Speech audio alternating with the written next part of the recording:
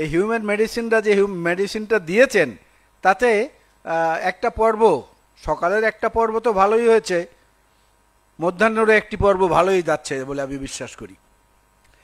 আমি যেটা মনে করি ব্যক্তিগতভাবে, এই যে আমার বাঁ দিকে যেটা স্লোগানটা লেখা আছে ন্যায্য রূপান্তর, মূল বিষয়টা কিন্তু এখানে গিয়ে কেন্দ্রীভূত হয়েছে।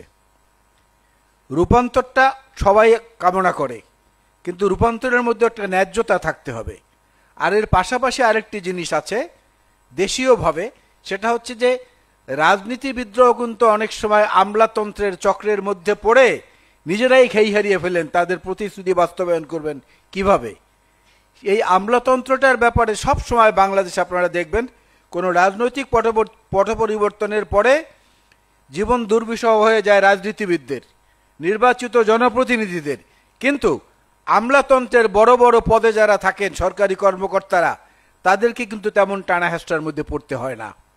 অথচ এই ফাইল স্বাক্ষর এবং এই ফাইল চালাচালির ব্যাপারটায় তারাই হচ্ছে নিয়ামক শক্তি, মুখ্য ভূমিকা তারা পালন করেন।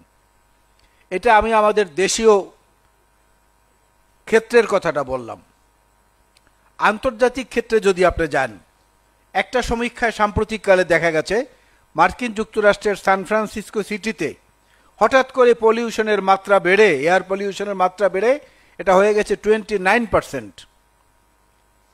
ইউএস এর গবেষণা সংস্থাগুলো কাজ শুরু করলো, দেখলো যে না, এই পলিউশনের উৎপত্তি সান ফ্রান্সিসকো সিটিতে তো নাই, মার্কিন যুক্তরাষ্ট্রের কোথাও না, এটা হচ্ছে ঠিক প্যাসিফিকের ওই পারে চায়নায় একটি কোল বেসড ইলেকট্রিক পাওয়ার স্টেশন থেকে যে ধোঁয়াটা ওঠে, ওই ধোঁয়াটা এসে সান ফ্রান্সিসকো সিটিতে 29% পলিউশন তৈরি করে। এটাকে কিভাবে আটকাবেন? একজন বন্ধু এখানে বক্তব্যে বলেছেন, আমার ঠিক খেয়াল নাই, তুষার অথবা প্রথম দিকে রুবেল সম্ভবত বলেছে কুড়িগ্রামের কথা। আমার সৌভাগ্য হয়েছিল তিস্তা নদীর পাড় দিয়ে একটা লম্বা সময় ধরে গাড়িতে যাওয়ার।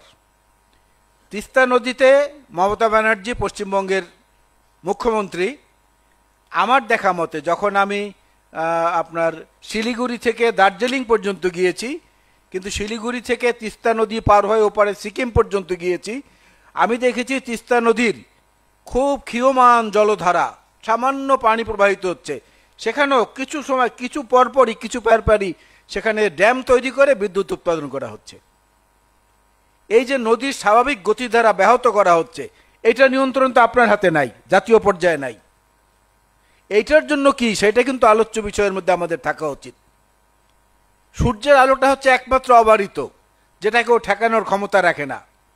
এই পৃথিবীতে মারণাস্ত্র নির্মাণের জন্য, মারণাস্ত্র তৈরি করার জন্য, অপর একটি মানব গোষ্ঠীকে ধ্বংস করার জন্য, শক্তিমত্তা দেখানোর জন্য অস্ত্র খাতে যে প্রতিরক্ষা খাতে যে ব্যয় হয়, প্রতিরক্ষা খাতে যে ব্যয় হয় তার 2% যদি ব্যয় হতো, ইউনিসেফ সেখানে দেখিয়েছে 2% ব্যয় হলে সারা পৃথিবীর মানুষের জন্য সুপেয় পানির ব্যবস্থা করা যেত।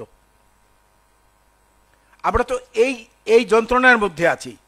মানব সভ্যতা করি, কিন্তু সমস্ত অসভ্যতার যত উপাদান সেগুলো বর্তমান বিশ্বে সবচেয়ে বেশি বিরাজমান বলে আমার কাছে মনে হয়। ভূমিকম্প নিয়ে আমরা যন্ত্রণার মধ্যে আছি। আলাস্কায় সম্প্রতি কয়েকদিন আগে একটি ভূমিকম্প হয়েছে, কানাডা এবং ইউএসএ দুই দেশেই ব্যাপক ক্ষতি সাধিত হয়েছে। সেটা দুই দেশের সীমান্তের ওই জায়গাটাই ছিল এটার উৎপত্তি স্থল। সুতরাং বাস্তবতাটা হচ্ছে গ্লোবাল, এবং এই গ্লোবাল ইফেক্ট যেটা, সেটাকে ঠেকানো খুবই মুশকিল। সেটা ঠেকানোর জন্য যেটা প্রয়োজন সেটা হচ্ছে নিজেদের মধ্যে জাতীয় ঐক্য এবং সংহতি, যেটা আমাদের মধ্যে মাঝে মাঝে স্ফুরিত হয়। এই জুলাই আগস্ট 2024-এও হয়েছিল, আবার কেমন যেন ধীরে ধীরে ম্রিয়মান হয়ে যাচ্ছে। এটাকে জাগ্রত রাখতে হবে, এটা হলো প্রথম কথা।